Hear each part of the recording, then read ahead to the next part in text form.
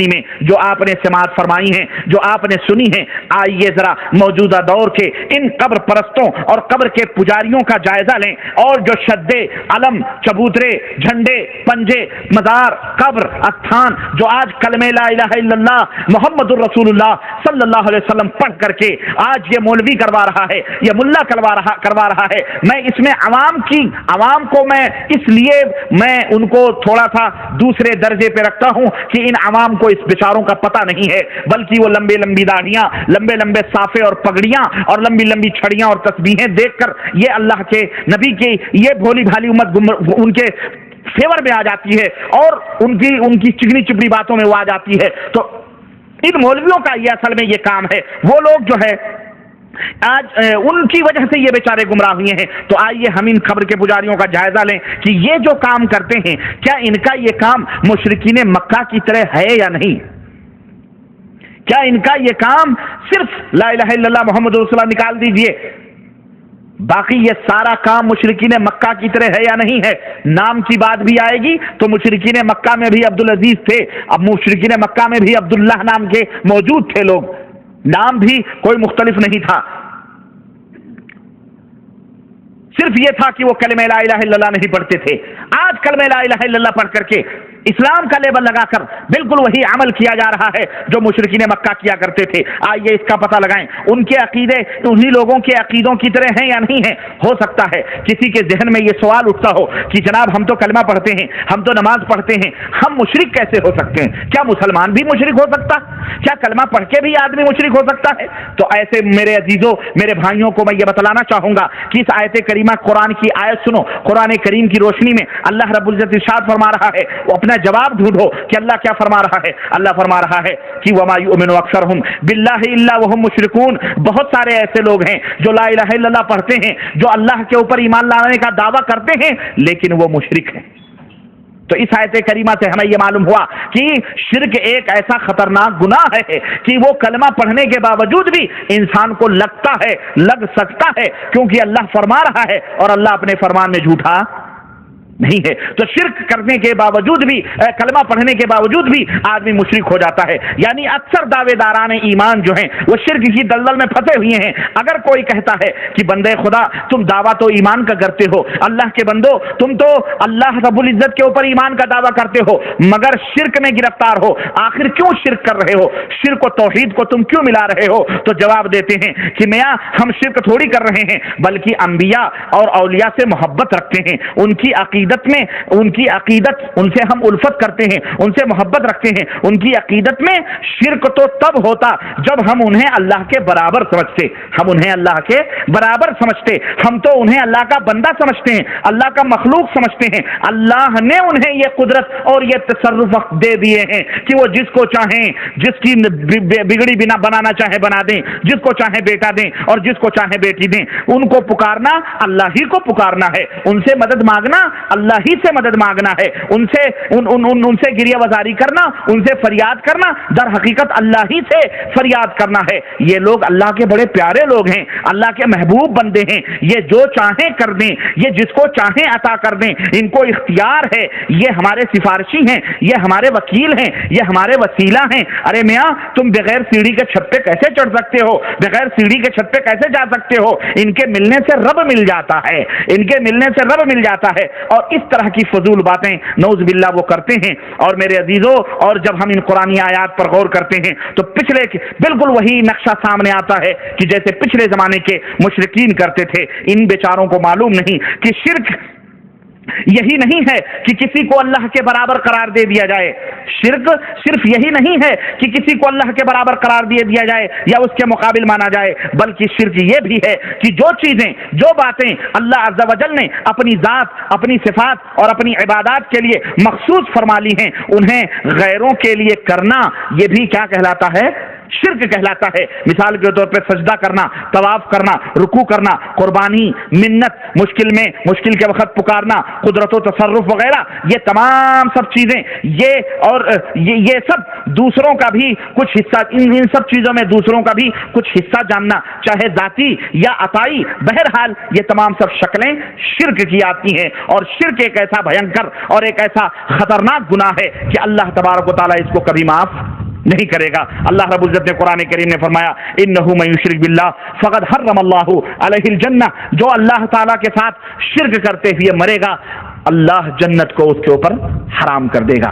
میرے عزیز، میرے دوست، باتیں بہت ہیں اور بڑی لمبی چوڑی باتیں اس تعلق سے ہو سکتی ہیں، اور لیکن وقت کا تقاضا یہ ہے، وقت ہمیں اس کی اجازت نہیں دے رہا ہے، اس لیے اتنی بات جو میں نے آپ کو بتلائی ہے کہ جو کفار مکہ، مشرکین مکہ، شرک کی حقیقت، شرک کیا تھا، ان کا شرک کیا تھا، اگر آج بھی اسی طرح سے لوگ عمل کریں، اگر آج بھی اسی طرح سے لوگ عمل کریں گے تو وہ بھی کیا کہلائے گا؟ شرک کہلائے گا، اور وہ لوگ بھی مشرک کہلائیں گے۔ اس لیے ہم مسلمانوں سے یہ درخواست کریں گے، ہم اللہ کے نبی کی امتیوں سے یہ درخواست کریں گے کہ اے نبی کی امت کے لوگوں، اللہ سے ڈرو اور شرک جیسے گناہوں سے توبہ کرو۔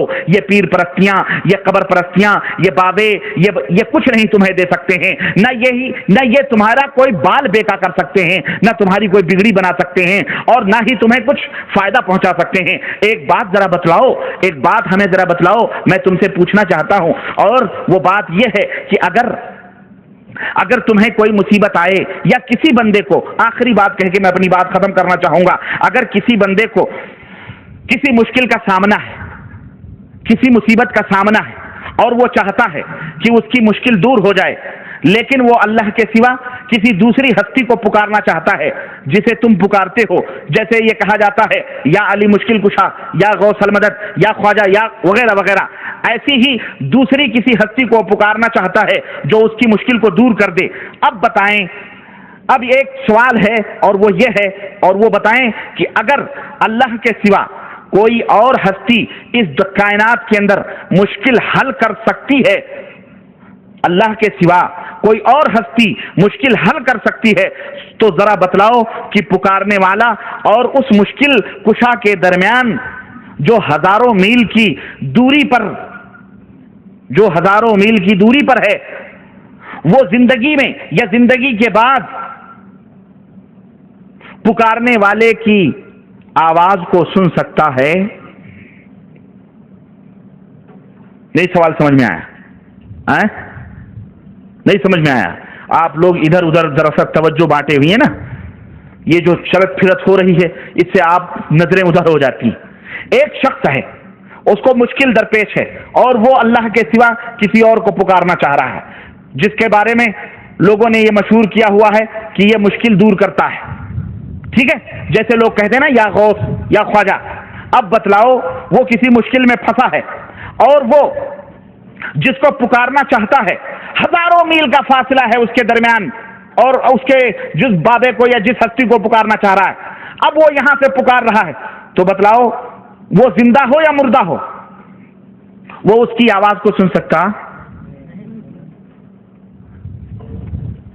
اب سوچو، یا غوث کہاں بھارت شریف میں پکارا جا رہا ہے، پاکستان شریف میں پکارا جا رہا ہے، بنگلہ دیش شریف میں پکارا جا رہا ہے کہ نہیں پکارا؟ افغانستان شریف میں پکارا جا رہا ہے۔ کتنا فاصلہ ہے بولو؟ اب یہ پکارنے والے کون ہوئے؟ چلو مان لیتے ہیں کہ وہ سنتا بھی ہے، وہ سن لیتا ہے، ہزاروں میل کے فاصلے پر بھی وہ اس کی آواز کو ہم فرض کر لیں کہ وہ سن لیتا ہے اتنے فاصلے پر، تو پھر سوال یہ پیدا ہوتا ہے کہ کیا وہ دنیا کی ہر زبان جانتا ہے؟ اللہ کے سوا جس کو وہ پکارنا چاہ رہا ہے، اگر ہم مان لیں کہ وہ ہماری آواز کو سنتا بھی ہے، تو کیا وہ دنیا کی ہر زبان سمجھتا ہے؟ کیوں؟ اس لیے کہ اس دنیا میں مختلف زبانوں کے بولنے والے ہیں، سرائکی زبان والا سرائکی زبان میں پکارے گا، پنجابی زبان والا پنجابی زبان میں پکارے گا، عربی زبان والا عربی زبان میں پکارے گا، ہندی زبان والا ہندی زبان میں پکارے گا، چائنیز زبان والا اپنی زبان میں پکارے گا، انگلینڈ جرمنی والا جرمنی انگلینڈ والا انگلینڈ کی زبان میں پکارے گا، امریکی زبان میں پکارے گا، کیرلا والا کیرلا والی زبان میں پکارے گا، مدراسی تمل زبان میں پکارے گا، سری لنکی سنگھالی زبان میں پکارے گا، پشتو والا پشتو زبان میں پکارے گا، ہے کہ نہیں؟ ہر ایک زبان میں پکارنے والا پکارے گا. تو کیا وہ جس کو وہ پکارنا چاہ رہا ہے وہ ہر زبان سمجھتا اور جانتا؟ بولو. دنیا میں تو ہم نے یہ سنا تھا کہ وہ تو انگوٹھا ہی چھاپ مر گیا، تو مرنے کے بعد میں وہ کیا ہر زبان سمجھنے لگا؟ چلو ہم یہ مان لیتے ہیں، اگر ہم یہ مان لیتے ہیں اور یہ بھی کوئی ثابت کر دے کہ نہیں جس ہستی کو ہم پکار رہے ہیں وہ ہر زبان سے واقف ہے، ہر زبان کو وہ ہستی جان رہی ہے، تو پھر ایک سوال یہ پیدا ہوتا ہے کہ ایک منٹ میں ایک سیکنڈ میں ہزاروں اور سینکڑوں لوگ اس کو پکارتے ہیں. ایک سیکنڈ یا ایک منٹ میں اس پکارنے والے کو ہزاروں یا سینکڑوں لوگ پکارتے ہیں. کیوں؟ اس لیے کہ بیک وقت کئی لوگوں کو مشکل پیش آ سکتی ہے. اب اس مشکل میں وہ ہزاروں اور سینکڑوں لوگ اس کو پکارتے ہیں. تو سوال یہ پیدا ہوتا ہے کیا وہ ایک لمحے یا ایک منٹ کے اندر ان سینکڑوں یا ہزاروں لوگوں کی فریادوں کو، ان کے پکارنے کو بیک وقت سن لے گا یا اس کے لیے لائن لگوانے کی ضرورت پڑے گی؟ بولو. ایک لمحے میں کیا وہ تمام لوگوں کی فریادوں کو سن لے گا جو ہزاروں سینکڑوں لوگ پکار رہے ہیں، یا اس کے یہاں لائن لگانے کی ضرورت پڑے گی؟ اللہ اکبر. یہ وہ سوالات ہیں جو ذہنوں میں گونجتے ہیں اور اس کا کوئی جواب دنیا کا مائی کا لال دے سکتا؟ جو لوگ اللہ کے سوا دوسروں کو پکارتے ہیں. چلو ہم یہ بھی مان لیتے ہیں. تو سوال یہ پیدا ہوتا ہے کیا اس ہستی کو جو زندہ ہے یا مردہ، اس ہستی کو کبھی نیند بھی آتی ہے یا نہیں آتی ہے، یا وہ ہمیشہ جاگتا رہتا ہے؟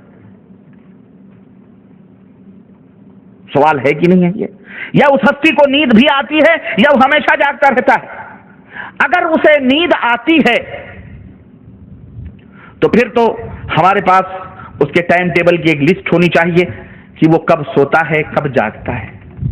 ہمارے اللہ کی شان تو یہ ہے،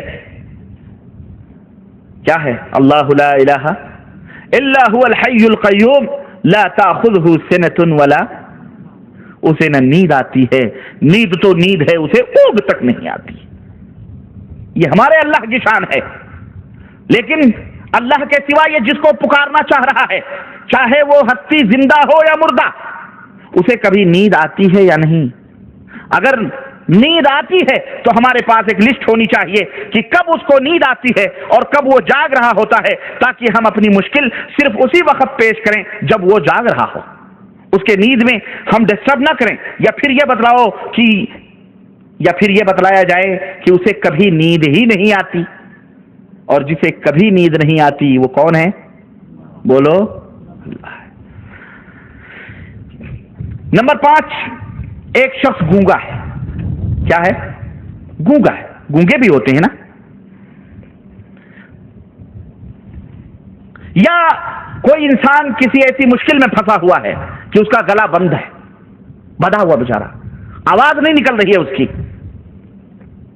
اگر وہ دل ہی دل میں اپنی مشکل اللہ کے سوا اس ہستی کے لیے پیش کرتا ہے جو زندہ ہے یا مردہ، دل ہی دل میں اپنی مشکل کو پیش کرے، تو کیا وہ ہستی اس کے دل کی فریاد بھی سن سکتی ہے؟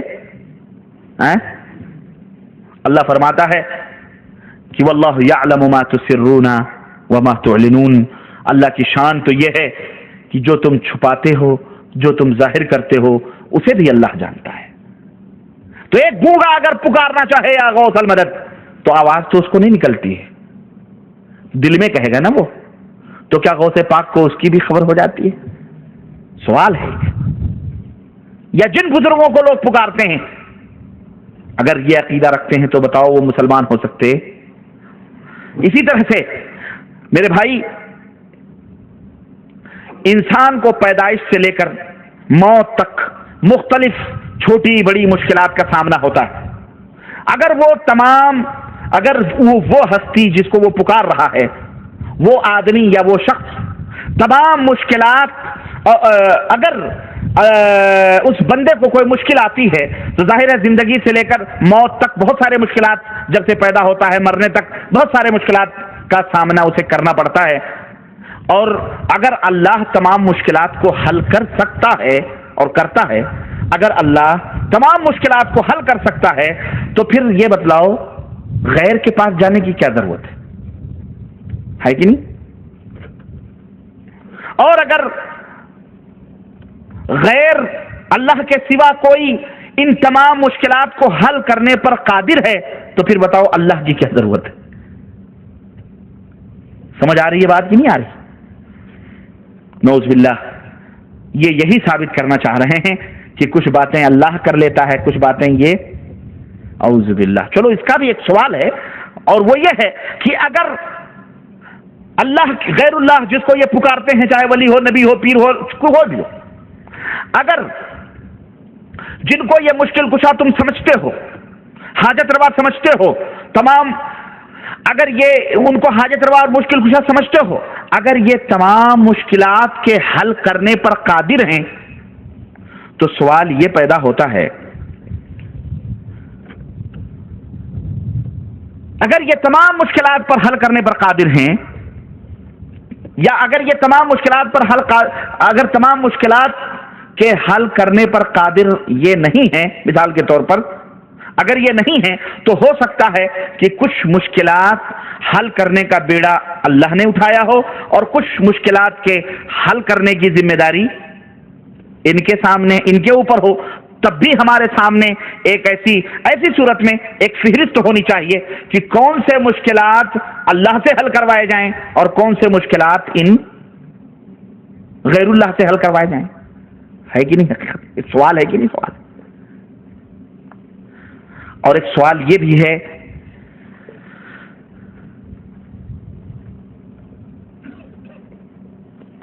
کہ کیا اللہ کے سوا جو ہستی مشکل دور کر سکتی ہے یا کرتی ہے یا مشکلات کو حل کرتی ہے، کیا وہ مشکل میں ڈال بھی سکتی ہے؟ سمجھو ذرا، جو ہستی مشکلات کو دور کرنے پر قادر ہے، اللہ کے سوا جو ہستی مشکلات کو دور کرنے پر قادر ہے، کیا وہ مشکلات میں ڈال بھی سکتی ہے یا نہیں ڈال سکتی ہے؟ یا اس کی ڈیوٹی صرف مشکلات کے حل کرنے پر؟ ہم نے تو آج کل کسی کو مشکل میں ڈالتے ہوئے نہیں دیکھا، سب کو مشکل کشے ہی کہتے ہوئے دیکھا۔ یا علی توڑ دشمن کی نلی، یا علی مشکل کشا۔ اگر وہ مشکل کشا ہیں تو کیا وہ مشکل میں ڈالتے بھی ہیں؟ ہے کہ نہیں؟ اگر وہ ہستی مشکل حل کر سکتی ہے تو پھر مشکل ڈالنے والا کون ہے؟ سمجھو اس کو، سمجھ میں آ رہی بات کی نہیں آ رہی؟ اگر وہ ہستی صرف مشکلات ہی حل کرتی ہے تو بتاؤ مشکلات میں ڈالنے والا کون ہے؟ نعوذ باللہ، اس کا مطلب یہ ہے کہ اللہ ڈالتا ہے، یہ لوگ کیا کرتے ہیں؟ نکالتے ہیں۔ تو نعوذ باللہ یہ تو بڑے ہمدرد ہوئی، ظالم تو سب سے بڑا اللہ ہوا، نعوذ باللہ۔ میرے بھائی، اسی طرح سے نمبر 9 ظاہر ہے کہ نتیجہ یہی نکلے گا کہ اللہ تعالیٰ مشکلات ڈالنے والا ہے، اور اللہ کے سوا جو لوگ ہیں جن کو یہ پکارتے ہیں وہ مشکلات کو حل کرنے والے ہیں۔ تو اب یہاں سپوز بالفرض ایک ہستی مشکلات ڈالنے پر مصر ہو، ان دونوں میں ایک ہستی مشکلات ڈالنے پر مصر ہو کہ ہم مشکل ڈالیں گے، لیکن دوسری ہستی مشکل کے حل کرنے پر مصر ہو، تو دونوں ہستیوں میں کون جیتے گا؟ ڈالنے والا جیتے گا یا حل کرنے والا جیتے گا؟ لڑائی یہ تو لڑانا ہوا نا پھر اللہ کے مقابلے میں غیروں کو۔ اور آخری بات یہ ہے کہ اگر کسی کی نماز جنازہ ہمیں پڑھنی ہے تو اس کی مغفرت یا بخشش کے لیے ہم اللہ کو پکاریں گے یا غیر اللہ کو پکاریں گے؟ بولو۔ تو جو زندگی بھر جب مرنے کے بعد تم اللہ کو پکارتے ہو تو زندگی میں اللہ کو کیوں نہیں پکارتے ہو؟ ہے کہ نہیں میرے عزیزو؟ یہ آخری وہ سوالات ہیں جو ایک باشعور غیرت مند اللہ سے ڈرنے والے مسلمان کے دل میں، اس کے ذہن میں پیدا ہوتے ہیں، اور جب یہ سوالات پیدا ہوتے ہیں تو اس کے سامنے کھل کر کے ایک ہی ہستی آتی ہے کہ لوگوں، یہ پاکھنڈی، یہ مکار، یہ عیار، یہ قبر پرست ہو نکو نام جو قبروں کی تجارت کر کے کیا نہ بیچو گے جو مل جائیں صنم پتھر کے، یہ قبروں کے ڈھونگی پاکھنڈی، یہ جوتے، یہ تسبیحاں، یہ دستار، یہ پگڑیاں، یہ ولایت کے نام پر جو ڈنکے بجوا رہے ہیں، یہ سب اس پاپی پیٹ کے لیے کر رہے ہیں، کھانے پینے کے لیے کر رہے ہیں۔ یہ پورے عقائد وہی ہیں جو مشرکین مکہ کے ہیں، نام بدل دیا گیا اور لیبل چینج کر دیا گیا۔ کیوں؟ اگر رام رکھیں گے، اگر لات رکھیں گے، منات رکھیں گے تو دنیا تھوکے گی کہ تو مسلمان ہو کر کے رام اور دیوی دیوتا اور لات اور منات کی پوجا کر رہا ہے۔ اس لیے نام بھی چینج کر کے کسی کو غوث اعظم کہا گیا، کسی کو قطب عالم کہا گیا، کسی کو داتا گنج کہا گیا، کسی کو غریب النواز کہا گیا، کسی کو امیر النواز کہا گیا، کسی کو سلطان الہند کہا گیا۔ نام چینج کر کے بالکل کام وہی ہو رہا ہے جو مشرکین مکہ کیا کرتے تھے، اور بلکہ مشرکین مکہ سے بھی بدترین قسم کے اعمال آج کل کا یہ کلمہ پڑھنے والا مسلمان کر رہا ہے۔